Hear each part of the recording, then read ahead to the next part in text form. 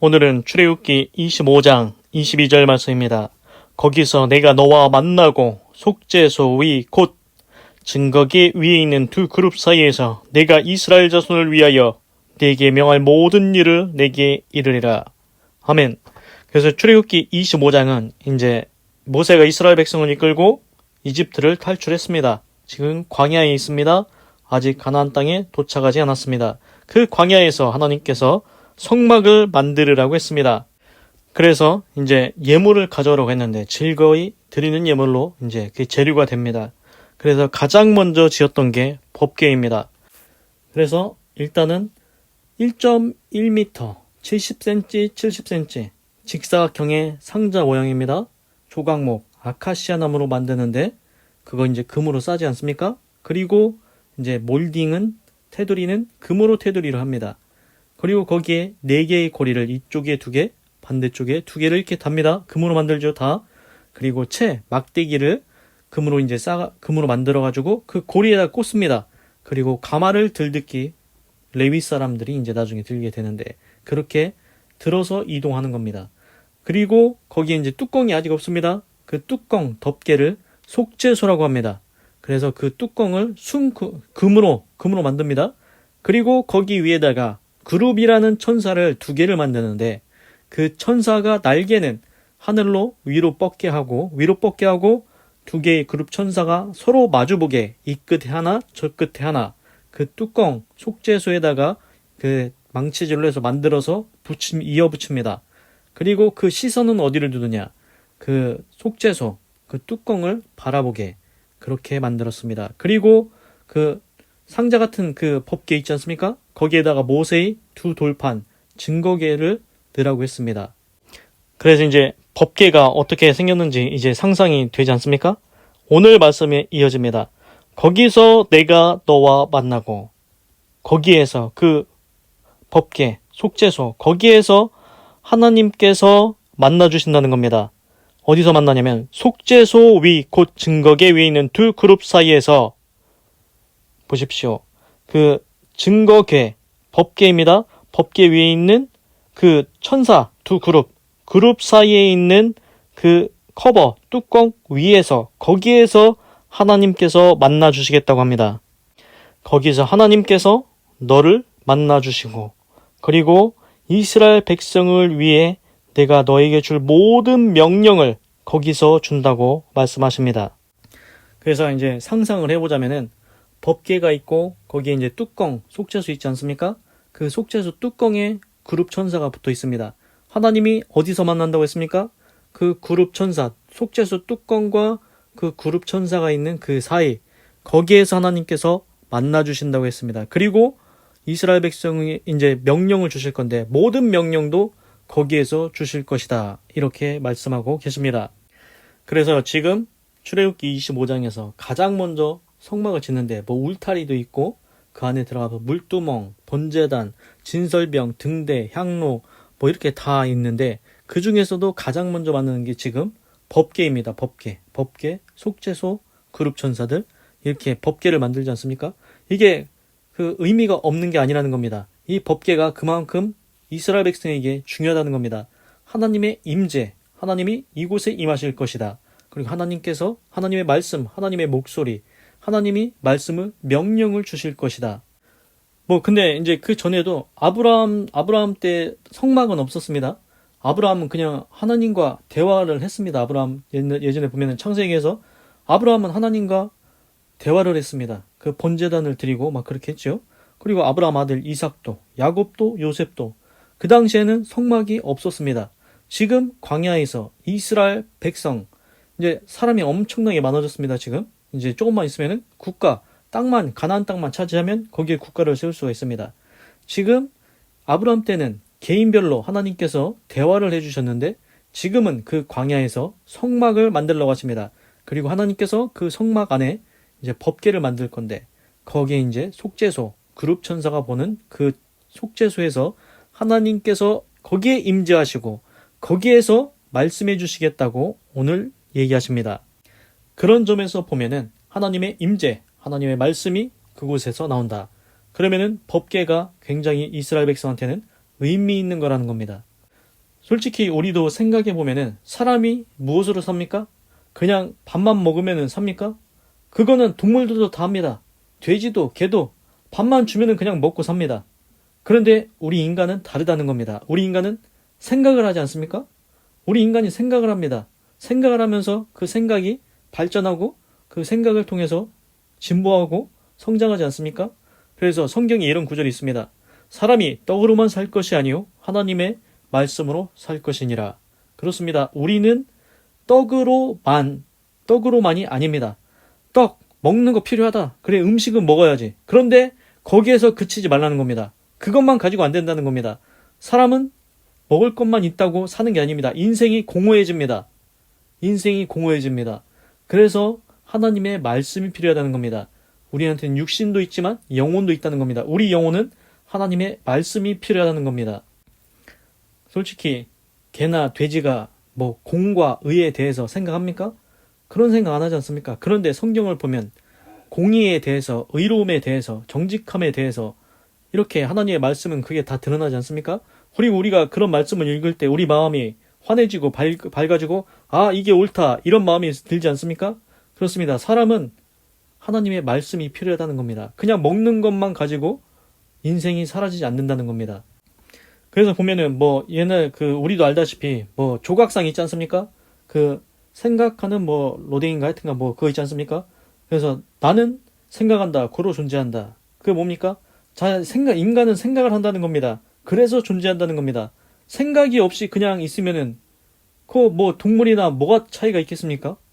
그런데 또 이게 자기 혼자 생각하고 이게 생각하는 이 문제 또 뭐냐면은 이제 그런 문제가 생깁니다. 허무주의에 빠집니다. 허무주의. 도대체 이 세상을 사는 게 무슨 의미가 있냐? 그래서 잘못된 길로 나갈 수가 있습니다. 그래서 우리에게 하나님의 말씀이 필요하다는 겁니다. 하나님의 말씀은 교훈과 지혜를 주고 의로 교육하게 유익하고, 그래서 이제 요점은 오늘 이제 법계가 이제 다 만들어졌습니다. 그래서 하나님이 그곳에 이제 임하실 것이고 하나님이 명령도 그곳에서 주신다. 하나님이 말씀해 주신다. 이렇게 얘기하십니다. 그래서 그 법계가 그만큼 중요하다. 왜냐? 하나님께서 그곳에서 우리와 만나 주시고 말씀해 주시기 때문이다. 그래서 그 당시에는 성막이었습니다. 그 안에 울타리를 들어가서 물두멍을 지나고 번제단을 지나고 이제 텐트같이 성막을 들어가면 성소가 있는데 그 성소에 진설병도 있고 등대도 있고 그리고 향로 그리고 그 뒤에 휘장이 있고 그 안쪽에 지성소가 있어서 그 지성소는 지극히 거룩한 곳으로 거기에 법궤가 있었습니다. 그런데 지금은 성막은 없습니다. 그래서 이제 유대인들이 나중에 이스라엘 국가에 성전을 만듭니다. 다윗왕 때에 그 아들 솔로몬이 이제 성전을 만들게 되고, 그리고 지나다가 이제 지금 이스라엘은 회당이라는 게 있습니다. 그리고 세월이 흘러서 지금은 각 나라에 교회가 있지 않습니까? 그래서 이제 그게 변해온 과정입니다. 그리고 이제 또 이제 말씀드리고 싶었던 게 예전에도 말씀을 드렸었는데 우리가 가지고 있는 성경이 지금 구약 성경이랑 신약 성경이 있습니다. 구는 옛구자입니다. 옛날 성경이고 신약 성경은 새로운 신자 신약 성경이지 않겠습니까? 그래서 이제 그걸 어떻게 나누냐면은 예수님이 오시기 전의 성경을 구약 성경이라고 하고 이제 예수님이 오신 다음부터가 이제 신약 성경으로 들어갑니다. 그래서 이제 구약 성경 지금 우리가 읽고 있죠? 제일 처음에 창세기, 출애굽기, 지금 우리가 출애굽기 말씀드리고 있습니다. 그래서 창세기, 출애굽기, 레위기, 민수기, 신명기, 그게 모세오경입니다. 지금 모세가 이스라엘 백성이 끌고 나왔지 않습니까? 그래서 모세가 이 5가지를 쓰게 됩니다. 5개의 책을. 그래서 창세기, 출애굽기, 레위기, 민수기, 신명기, 그게 모세오경입니다. 역사적인 일들입니다. 그리고 이제 쭉 나오는 게 이제 이스라엘 국가를 건축하고 어떤 왕들이 세워지고 다윗왕이 나오고 쭉 나오는 거는 이제 역사서입니다. 구약 성경입니다. 구약 성경 지금 설명드립니다. 거기서 모세오경 다음에 역사가 나옵니다. 이스라엘 국가의 역사는 이렇다. 어떻게 멸망을 했다. 이게 다 역사입니다. 그 다음에 나오는 책들이 시가서입니다. 우리 시 알지 않습니까? 시. 그래서 시가서가 나옵니다. 그 잠언 같은 경우 우리나라 속담같이 잠언 그런 것도 있고 시편도 있고 그게 시가서입니다. 그 다음에 구약성경에 나오는 게 예언서입니다. 예언서. 그래서 총 구약성경은 네 가지 분류입니다. 모세 오경이 있고, 모세가 쓴 책, 그리고 역사서가 있고, 시가서가 있고, 예언서가 있습니다. 그런데 그 예언서에 또 대선지서가 있고, 소선지서가 있습니다. 하여튼, 이제 예언서가 있다는 겁니다. 그 예언은 결국 뭐냐면은, 이제 예수님에 대한 예언입니다. 예수님이 오셔서 모든 인류의 죄를 구원할 거다. 동정녀 마리아가 이제 태어나서 처녀에게서, 동정녀 마리아, 처녀에게서 예수님이 탄생하실 거다. 다 예언서입니다. 그래서 이제 구약 성경은 그렇게 구성되어 있습니다. 네 가지로 구성되었습니다. 모세오경, 역사서, 시가서, 예언서로 구성되어 있습니다. 그리고 이제 신약 성경은 예수님 오신 다음부터라고 했지 않습니까? 그 신약 성경은 이렇게 구성되어 있습니다. 사복음서가 있습니다. 이제 사람이 쓴 거에 따라 복음서 4개라고 했죠? 마태가 쓰면 마태복음, 마가가 쓰면 마가복음, 누가가 쓰면 누가복음, 요한이 쓰면 요한복음. 그래서 사복음서가 있습니다. 그리고 또 뭐가 있냐? 역사서가 있습니다. 역사서. 역사서는 이제 사도행전인데, 이제 예수님이 승천하신 다음에 사도 바울, 베드로 이제 전도하고 다니는 거, 그런 얘기가 쭉 나옵니다. 역사서입니다. 그리고 서신서가 있습니다. 서신서는 편지입니다. 편지. 편지 쓴 겁니다.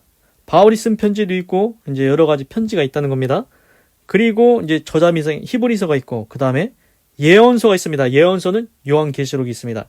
그래서 신약 성경도 크게 보면은 4가지 정도, 4가지로 구분됩니다. 사복음서가 있고, 예수님의 행적, 예수님이 어떻게 십자가 지고 우리를 구원했나, 그게 있고, 역사서, 복음 전파 전도한 것, 그리고 서신서, 바울이 옥중에서 쓴 편지들, 뭐 그런 편지들이 있습니다. 그래서 편지 쓴 게 있고, 그리고 마지막으로 이제 종말에 대한 예언서가 이렇게 4가지로 구분이 됩니다. 그래서 이제 전체적으로 어느 정도 이해가 되셨지 않습니까? 이제 성경도 이제 역사, 우리 인생의 이야기가 흘러가듯이 역사가 있지 않습니까? 그 역사 그런 내용들이 많이 있습니다. 그 시가서도 있고, 예언서도 있고, 그리고 서신서도 있고, 이렇습니다. 그래서 이제 또 말씀드리고 싶은 거는 이제 그 사복음서 있지 않습니까? 신약 성경에서 사복음서, 예수님이 오셔서 어떤 일을 하셨나, 우리를 구원하기에 어떤 일을 하셨냐, 이런 게 있는데, 거기서 이제 4가지의 복음이 있다고 했습니다. 마태가 쓴 마태복음, 그거는 이제 또 이제 내용이 특징이 있는데, 특징이 이걸 사자복음이라고 한다고 합니다. 그래서 이제 이거는 누가 수신자냐? 유대인한테 쓴 겁니다. 유대인. 그래서 유대인들은 누굴 기다렸냐면은 메시아가 오기를 기다렸습니다. 왕이 오시기를 기다렸습니다. 우리를 구원해줄 메시아가 올 거다. 그게 이제 마태복음입니다. 그래서 그 메시아가 온 것이 성취가 되었다. 그게 마태복음입니다. 그래서 이제 관점이 다릅니다. 이제 마가가 쓴 마가복음은 뭐냐면은, 마가복음은 수신자가 로마인입니다. 그래서 이제 이 복음의 별명이 소복음이라고 합니다. 우리 소 있지 않습니까? 소는 뭡니까? 제가 생각할 때는 이제 희생, 번제 드릴 때 희생제사로 소를 드리지 않습니까? 양이나? 그래서 이제 이거 마가복음의 주제는 순환의 종입니다. 예수님이 결국은 순환을 받고 이제 소처럼 어린 양이 되어서 이제 희생을 해가지고 십자가에서 피 흘려서 죽지 않습니까? 그래서 이제 그 점을 이제 특징으로 삼는 것 같습니다. 그리고 누가복음은 누가가 쓴 건데, 이거는 사람 복음입니다. 수신자가 헬라인입니다. 헬라인은 유대인이 아니지 않습니까? 이방인입니다. 그런데 헬라인한테 왜 이게 필요하냐? 너희들 이방인이지. 그런데 너희도 구원받을 수 있다. 이제 예수님 믿으면 구원받을 수 있다. 그래서 잃은 자를 찾는다는 특징이 있습니다. 잃어버린 자를 찾는다. 그래서 헬라인도 구원받을 수 있다. 이렇게 말하는 것 같습니다. 제가 말씀드린 게 다 옳지 않을 수도 있습니다. 제가 생각나는 거 일단 말씀을 드리는 겁니다. 그래서 이제 마지막으로 이제 요한복음은 독수리 복음이라고 합니다. 그래서 세계 만민, 모든 사람이 이제 믿고 영생을 얻을 수 있다. 이게 성자의 영광이다. 그래서 우리가 흔히 생각했을 때 처음에 신약성경 딱 피면은 마태복음, 마가복음, 누가복음, 요한복음 다 읽어보면은 비슷한 내용들이, 겹치는 내용들이 여러 개 있습니다. 그래서 아니 비슷한 내용인데 그냥 다 합쳐서 쓰지 왜 이렇게 나눴냐 뭐 이런 생각이 들 때도 있을 겁니다. 그런데 그 바라보는 관점이 다 다른다는 겁니다. 우리도 흔히 보면은 내가 똑같은 것을, 사건을 봤을 때도 내가 볼 때 이 부분을 보고 저 사람은 이 사건을 이렇게 보고 다 생각이 다르게 보지 않습니까? 그래서 바라보는 관점, 주제, 특징이 조금씩 다 다르다는 겁니다. 그래서 사복음서가 있다는 것입니다. 기도하겠습니다. 하나님, 오늘은 출애굽기 25장 22절을 읽고 묵상해 보았습니다. 거기서 내가 너와 만나고 속죄소 위 곧 증거계 위에 있는 두 그룹 사이에서 내가 이스라엘 자손을 위하여 내게 명할 모든 일을 내게 이르리라. 하나님, 법계 만드는 것을 우리가 다 알게 되었습니다. 지켜보았습니다. 그 법계 위에 뚜껑인데 그게 속죄소고, 속죄소 위에 그룹이라는 천사가 있는데 하나님께서 그 두 그룹 천사 사이에 임재하시고 임해주시고 거기서 명령을 주신다고, 말씀해 주신다고 했습니다. 그만큼 법계가 중요하다는 걸 알았습니다. 법계가 중요해서 중요한 게 아니라 그곳에 하나님이 임하시기 때문에 중요하다는 것입니다. 사람이 어찌 떡으로만 살겠습니까? 하나님의 입에서 나오는 말씀으로 산다고 했습니다. 사람이 밥만 먹고 먹는 것만 가지고 어떻게 인생을 살겠습니까? 그러면은 우리 인간이 동물과 다른 점이 없습니다. 그리고 그렇게 떡만 먹고 산다면 그 인생에 과연 무슨 의미가 있고 무슨 가치가 있겠습니까? 우리가 의에 대해서, 공의에 대해서, 정직함에 대해서, 의로움에 대해서 생각을 해봐야 되지 않겠습니까? 사람이라면은 생각이 있어야 됩니다. 하나님의 말씀이 필요합니다. 사람 혼자 생각할 때는 허무주의, 부정적인 쪽으로 빠지기 쉽습니다. 하나님의 말씀이 우리 인생을, 우리 영혼을 살린다는 것입니다. 쉽게 예를 들어서 만약에 아브라함이 하나님의 말씀이 없었다면 어떻게 됐겠습니까? 아브라함의 아버지 데라는 우상 장사였습니다. 조각을 만듭니다. 나무로 우상을 만듭니다. 돌로 우상을 만듭니다. 그러면은 아브라함은 그냥 우상 장사하다가 그 인생 끝납니다. 그런데 하나님께서 말씀을 주셨습니다. 내가 내게 지시할 땅으로 가라. 거기서 내가 너를 창대하게 하겠고 너의 자손은 하늘의 별과 같이 하게 하고 그 땅을 네 자손한테 주겠다고 했습니다. 그래서 아브라함이 하나님의 말씀을 쫓아가서 결국 아브라함의 자손이 가나안 땅을 차지하고 이스라엘 국가를 세우게 되었다는 것입니다. 하나님의 말씀이 한 사람의 인생을 이끌어 갑니다. 하나님이 옛날에만 그리하겠습니까? 아브라함한테만 그랬겠습니까? 야곱한테도 그리하셨고 요셉한테도 그리하셨고 모든 믿음의 사람들에게 하나님의 말씀을 주셨습니다. 오늘을 사는 우리에게도 하나님의 말씀이 필요하다는 겁니다. 하나님, 지금은 성막은 없습니다. 성전을 지나 회당을 지나 지금은 교회가 있습니다. 하나님, 우리에게도 하나님의 말씀을 주시옵소서. 우리 인생을 하나님의 말씀으로 인도하여 주시옵소서. 하나님 감사합니다. 사랑합니다. 찬양합니다. 주님 홀로 영광 받으소서. 사랑이 많으신 예수님의 이름으로 기도드립니다. 아멘. 건강하시고 예수님 믿고 구원 받으시고 예수 내 구주 하나님의 축복이 말지어다. 아멘.